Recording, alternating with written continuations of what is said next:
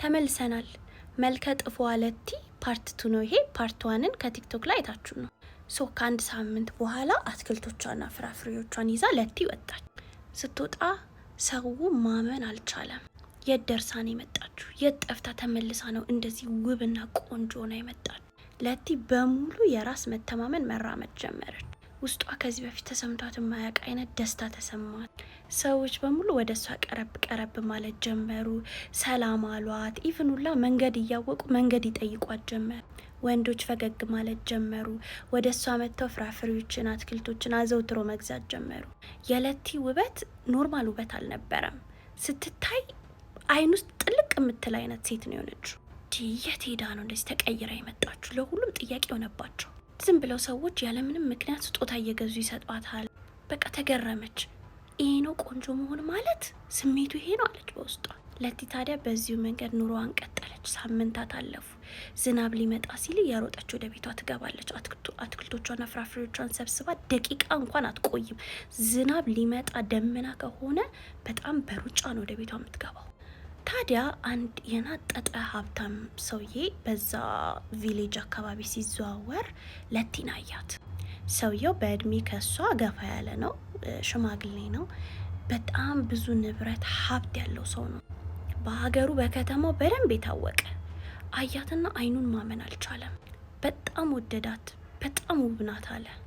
ታዲያ በነጋታው በጣም ብዙ ወርቆችን፣ ጌጣጌጦችን፣ ሽቶዎችን፣ ገንዘብ ጨምሮ በሎሌዎቿ አስይዞ ወደ እሷ ቤት ላከ።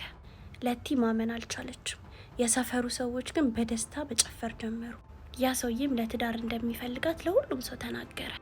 ለቲ በጣም ተደሰተች። የትዳር ጥያቄውንም ተቀበለች። ለቲ ገብታ እቃዎቿን መሰብሰብ ጀመረች። ያ ሰውዬ ወደሚኖርበት ቦታ ይዟት ሊሄድ ነው። እጅግ በጣም ደስ አላት። እንደዛ ያመነጫጨቋት ወንዶች ሁላ በጣም አፈሩ። ያ ፍቅረኛው የነበረው ልጅም ይህንን ሲያይ በጣም አዘነ፣ ቆጫው። ቀርቦም ሊያናግራት ሞክሮ ነበረ። ለቲ ግን ፊት ነሳችሁ። ያ የናጠጠ ሀብታም ሰውዬ ቤት ታዲያ በጣም በሚያምር መኪና ተጭና ሄደች። ታዲያ ስትደርስ ቤቱ ከቤተ መንግስት በምንም አይተናነስም። በር ላይ ቆማ ማመን እስኪ ከብዳት ድረስ ቤቱን ቃኘች።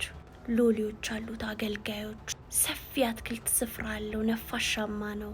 ወደ ውስጥ ስትገባ ሽታዋ ወዳት፣ ንጹህ ሽቶ፣ ሁሉም ነገር የሚስብ ሽታው፣ የቤቱ አቀማመጥ፣ የእቃዎቹ አቀማመጥ፣ የአልጋው ጽዳት፣ የሶፋው ጽዳት፣ የአንሶላዎቹ ሁላ ማብራት ነው ይታያል። እንደዚህ አይነት ቤት ውስጥ በህይወቷ ገብታ አታውቅም። ታዲያ ሽማግሌው ባሏ መጥቶ በደስታ ተቀበላት፣ ሳማት፣ ደስ አለው። የወርቅ ሀብልም አሰረላት። ታዲያ ትልቅ ድግስ ተዘጋጅቶ ለሁሉም ሰው ሊያስተዋውቃት ዘመድ አዝማዶቹን፣ ጓደኞቹን፣ የሀገሩን የሚያውቃቸውን ሰዎች በሙሉ ጠራ። በሷ በኩልም ብዙ ሰዎች ተጠሩ። የናቋት የሰደቧት ሁሉ ታደሙ። ታዲያ ለሰርጉ ጊዜ ከተቆረጠ በኋላ ትውውቁ ተካሄደ። ሲሰድቧትና ሲያንጓጥጧት የነበሩ ሴቶች በሙሉ መጨፈር ጀመሩ፣ መደሰት፣ እልል አሉላት። ታዲያ የገዛላትን አዲስ ቆንጆ ቀሚስ ስትለብስ ንግስት ነበር የመሰለችው። ደርባባ ሴት። ጌጣጌጦቿ፣ ሜካፖ፣ ጸጉሯ፣ ሁሉ ነገር ልዩ ነበር። ታዲያ ዝግጅቱ በዛ መንገድ ካለፈ በኋላ ማታ ላይ ሎሌዎቻቸው ወደ ክፍሏ ይዘዋት ሄዱ።